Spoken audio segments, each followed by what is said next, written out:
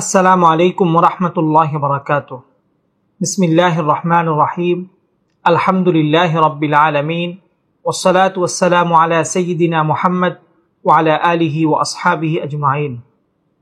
আজকে আমরা আকীদা শাস্ত্রে শেখ আবু বকর জাকারিয়া হাফিজাহুল্লাহর একটি ইলমি খিয়ানত নিয়ে আলোচনা করব ইনশাআল্লাহ। আমাদের অনেকে শেখ আবু বকর জাকারিয়া হাফিজাহুল্লাহর এই কিতাবটি সম্পর্কে জানেন এবং আমাদের সালাফি ভাইদের মধ্যে অনেকেই এই কিতাবটিকে একটি সহিহ আকীদার কিতাব বলে তারা বিশ্বাস করে এবং তারা মনে করেন যে বাংলাদেশের মধ্যে আকীদার যত কিতাব লেখা হয়েছে সেই কিতাবগুলোর মধ্য থেকে সবচেয়ে শ্রেষ্ঠ এবং সহিহ আকীদার কিতাব হচ্ছে এই কিতাবটি।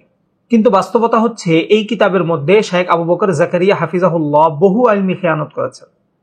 এর মধ্য থেকে একটি ইলমি খিয়ানত আজকের পর্বে আমরা উল্লেখ করব ইনশাআল্লাহ।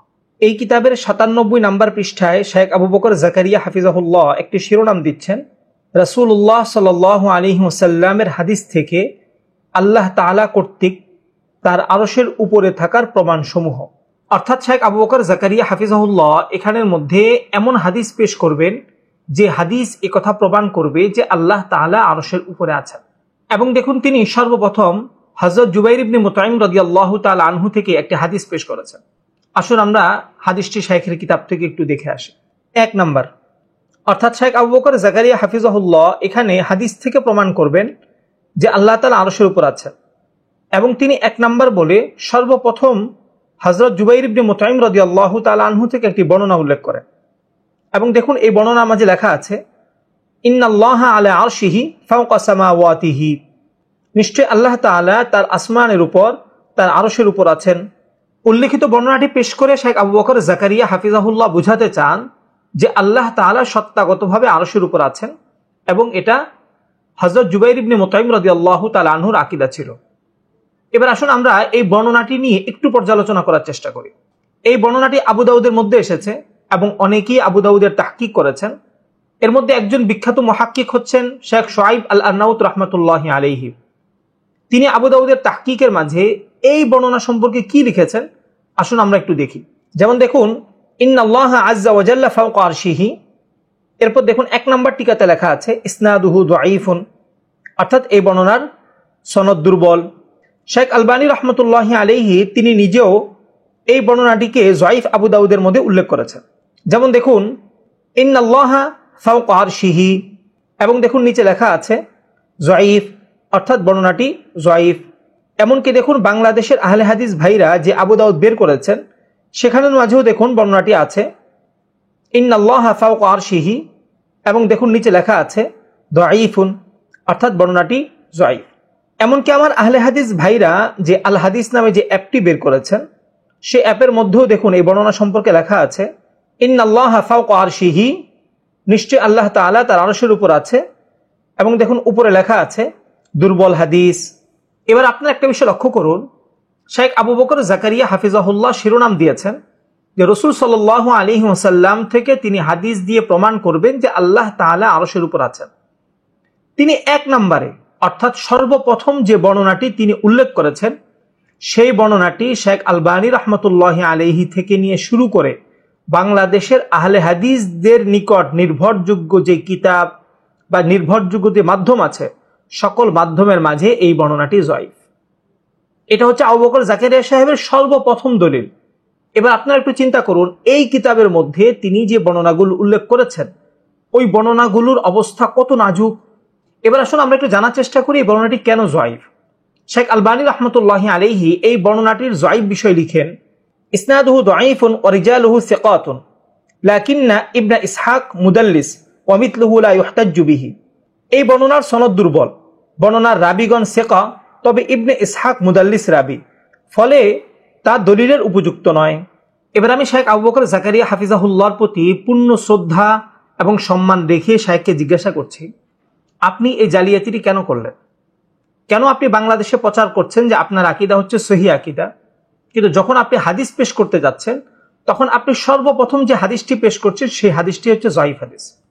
দেখুন, একটি স্বাভাবিক বিষয় হলো যখন আপনি ইসলামিক কোনো একটি বিষয় কিছু লিখবেন তখন আপনি এই বিষয়ের মধ্যে যত আয়াত এবং হাদিস আছে সেগুলো আপনি নির্বাচন করবেন, এর মধ্য থেকে সবচেয়ে সহিহ যেটা আপনি সেটাকে উল্লেখ করবেন।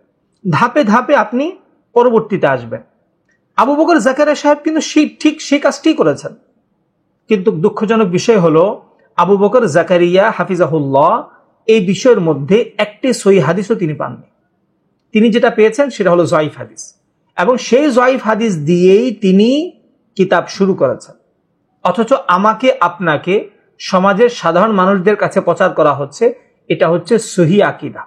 নাউজুবিল্লাহ মিন যালিক। সাথে সাথে আমি একটি দুঃখজনক বাস্তবতা উল্লেখ করতে চাই, তবে এটার পূর্বে আমি ইমাম জারকাশী রাহমাতুল্লাহি আলাইহির আন-নুকাত থেকে একটি ইবারত উল্লেখ করছি।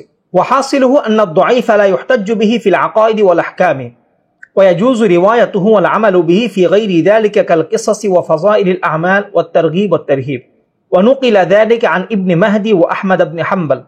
জয়ীফ হাদিস আকীদা ও আহকামের ক্ষেত্রে দলিলযোগ্য নয়, তবে ঘটনা, ফাজাইল আমাল ও তারগীব ও তারহিবের ক্ষেত্রে জয়ীফ হাদিস বর্ণনা করা এবং আমল করা জায়েজ। এই মত ইমাম মাহদি এবং ইমাম আহমদ ইবনে হাম্বল রাহমাতুল্লাহি আলাইহি থেকে বর্ণিত। এবার দেখুন, দুঃখজনক একটি বাস্তবতা হলো ইমাম আহমদ সহ আহলুল হাদিসদের নিকট ফাজাইল আমালের ক্ষেত্রে, তারগীব ও তারহিবের ক্ষেত্রে জয়ীফ হাদিস গ্রহণযোগ্য। কিন্তু দেখুন, আমার সালাফি শায়েখরা প্রচার করছেন ফাজাইল আমাল নামে আমাদের দেশে যে প্রসিদ্ধ কিতাবটি আছে এটা পড়া যাবে না, কেন? এখানে জয়ীফ হাদিস আছে।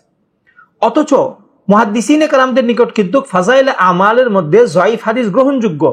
সালাফি শায়েখদের এই মিষ্টি কথায় আমার অনেক ভাই ধোঁকা খেয়ে এই কিতাব পড়া ছেড়ে দিয়েছেন।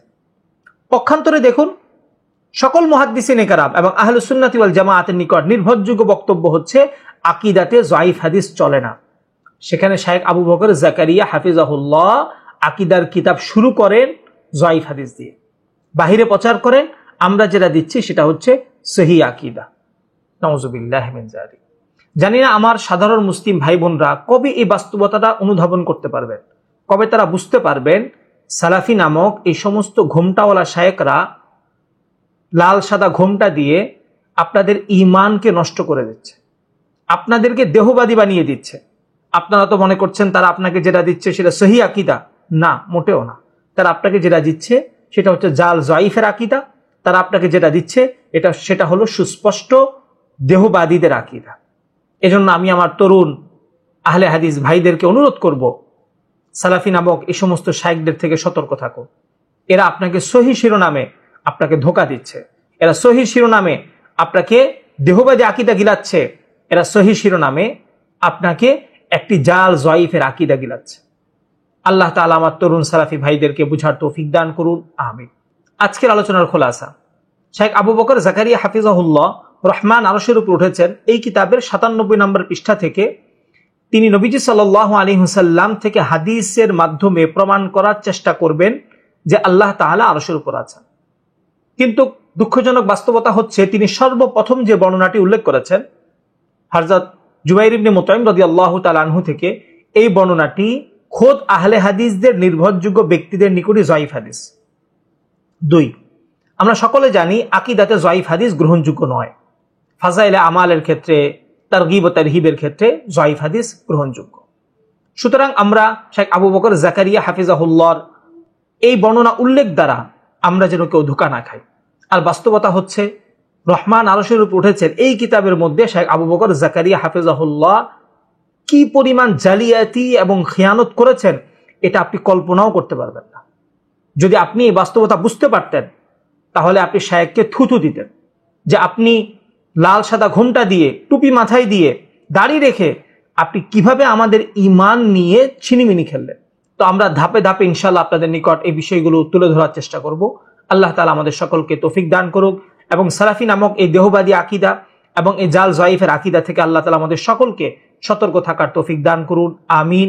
সাথে সাথে আশা করছি আপনারা এই আলোচনাটি শেয়ার করে দিবেন, যাতে করে আমাদের অন্যান্য মুসলিম ভাই বোনরা এই সালাফি আকীদা নামক জাল জয়ীফ এবং দেহবাদী আকীদা থেকে সতর্ক হতে পারেন এবং বাংলাদেশের প্রতিটি ঘরে ঘরে প্রকৃত সহিহ আকীদা এবং প্রকৃত আহলুস সুন্নাতি ওয়াল জামাতের আকীদা যেন পৌঁছে যায়।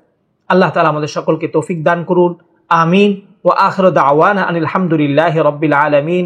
আসসালামু আলাইকুম ওয়া রাহমাতুল্লাহি ওয়া বারাকাতুহু।